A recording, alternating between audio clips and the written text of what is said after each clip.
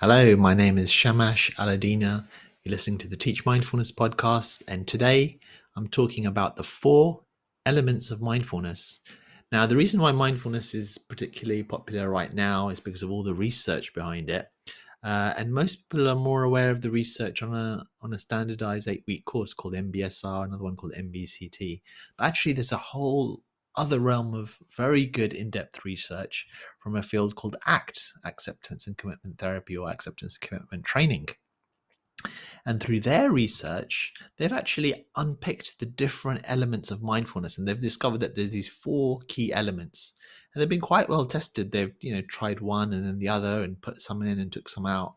And through this steady level of research, done quite carefully, they found that these 4 key elements that underpin mindful awareness, I guess, and underpin our ability to live with better mental health.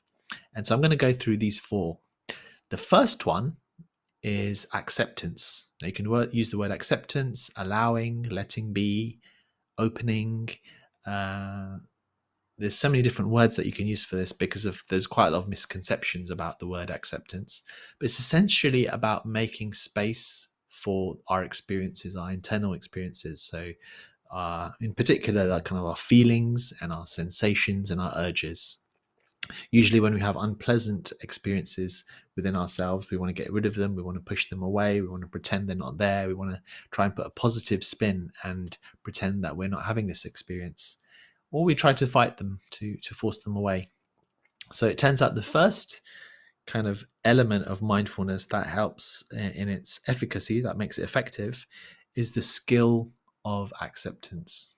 And that's an important word, skill. These are all different skills that we can learn to develop and grow. So that's the first one.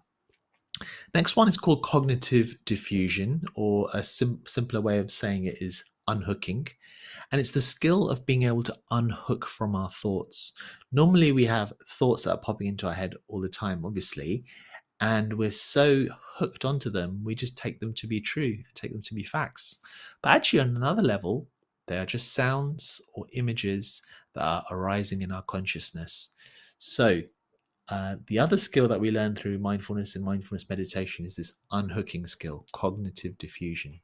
And it turns out that meditation isn't the only way to develop the skill. There's actually hundreds of ways you can develop this. And that's why I'm quite a big fan of ACT as well. And I'm trying to bring some of that into my trainings.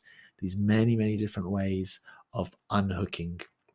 For example, just saying, if you have a thought like, I can't do it, you could say to yourself, I'm noticing I'm having the thought, I can't do it.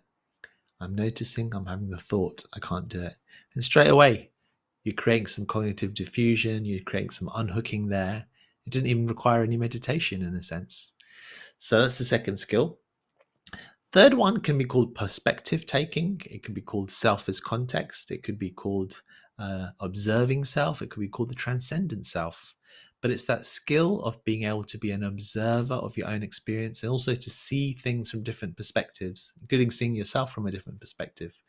Very often we see things from just one angle, but how do we see things from outside of ourselves? How do we see things from another person's eyes? How do we step into another person's shoes? This is actually a skill that we can develop.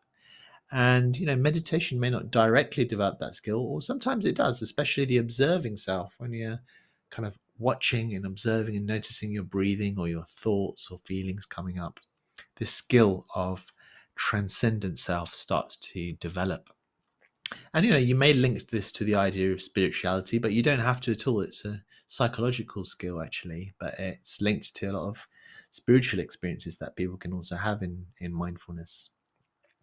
And the last one, which is the most common description of mindfulness, the last element is actually having a flexible and fluid present moment attention.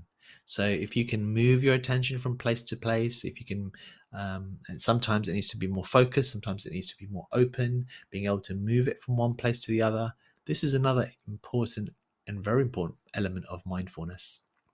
So these are the 4, and I would say if you want to become a more skillful mindfulness teacher, it's good to know that these are the elements that make mindfulness up: acceptance, cognitive diffusion, transcendent self, and presence, this flexible skill of being present and being able to flexibly and fluidly move that attention around. So that's what I wanted to share with you today. And if there's time in the future, I'll share some other ways in which to develop these skills. Thank you very much. My name is Shamash. You've listened to the Teach Mindfulness podcast. If you want to find out more, check out our website, shamashaldina.com or the teachmindfulnessonline.com. All right. All the best and see you for the next one.